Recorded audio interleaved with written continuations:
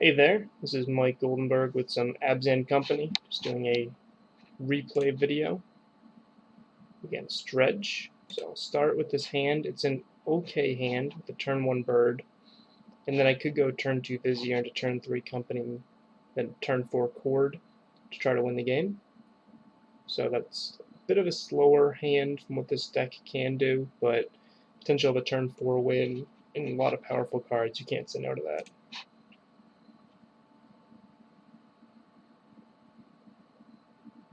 This hand kind of showcases why the mana dorks are important.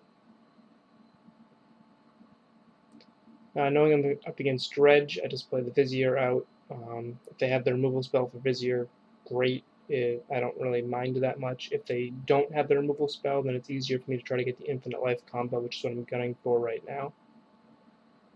Swing in, punch them down a little bit right there, with the intent of casting Collected Company on the end step.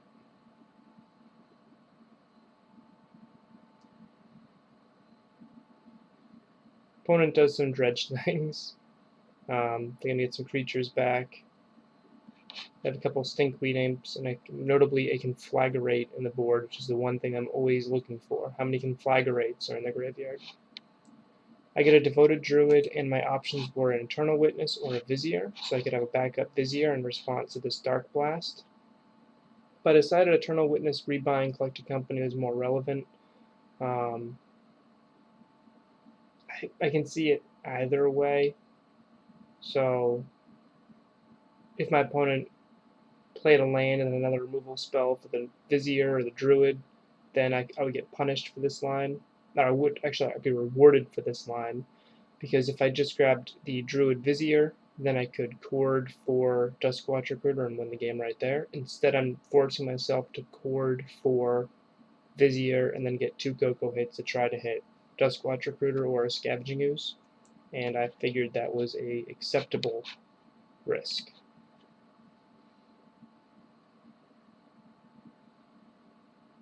So opponent did have the land, but they actually do not have another removal spell because they let me untap with Druid. I Cord for 2 and cast a Company.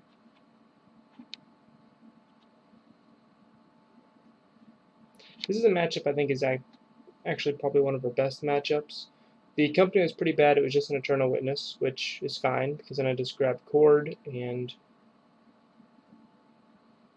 Cord for our guy. Cord for our favorite werewolf.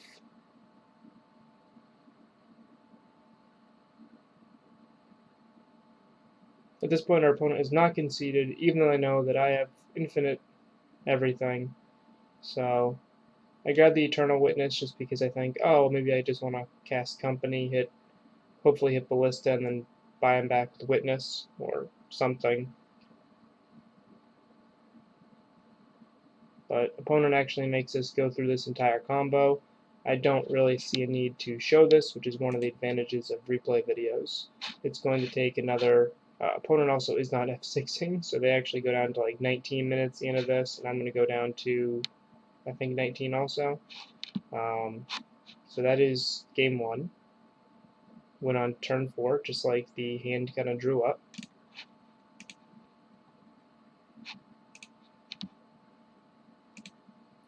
Now game 2, on the draw with a 1-land hand, I feel okay with, because the power level of this hand is pretty insane. If I draw a land, I'm able to go turn 1 Bird, turn 2 Druid, turn 3 Cord for the win with Ballista in hand. And if I don't, or if I have some sort of interaction, I have Scavenging Ooze.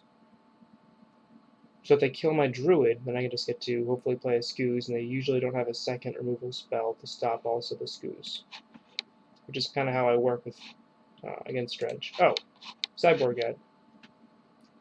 All I cited was 1 Eternal Witness out for 1 more Scavenging Ooze in. That's it.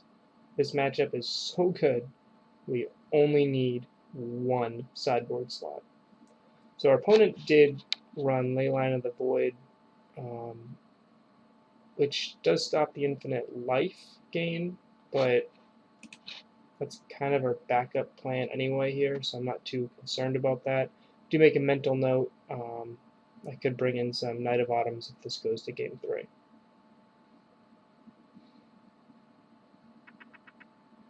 So I just play out my hand. Opponent Lightning Axes the Druid. I see a land on top, and I know I have the Scoos in hand, so I will absolutely love some more green mana. And then I play Scoos. And at this point, I'm looking at their board. They had Conflagrate, Looting, Ancient Grudge.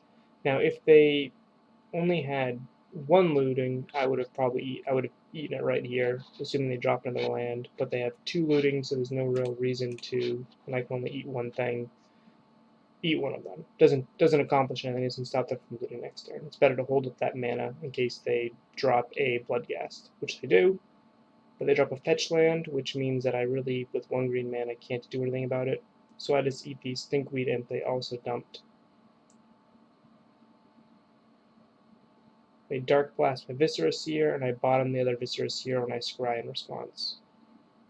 I end up eating Dark Blast, just eat as many Dredgers as I can. I play a Duskwatch Recruiter and pass turn. At this point I'm kind of slow playing because until they draw a removal spell for Scavenging Ooze, I am in the driver's seat for this game.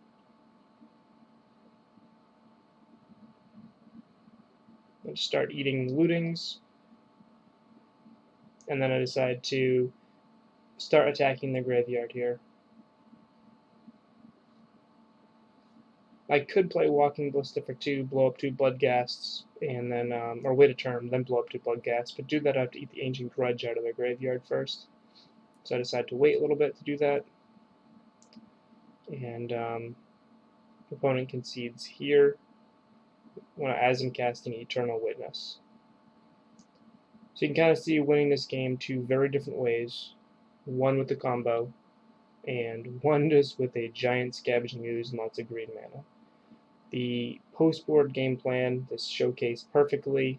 Your opponent will go out of their way to kill Druid, and maybe even bring in cards that you don't necessarily care about, just to shut off your combo, which just allows you to win with your Mana Dorks and Scavenging Ooze. Cards to be afraid of in this matchup are Conflagrate and Dark Blast. We saw both of those. The Dark Blast did kill our Viscera Seer, but the Conflagrate was quickly eaten by Scavenging Ooze. So that's the matchup. That's how it went, and I'll see you in the next one.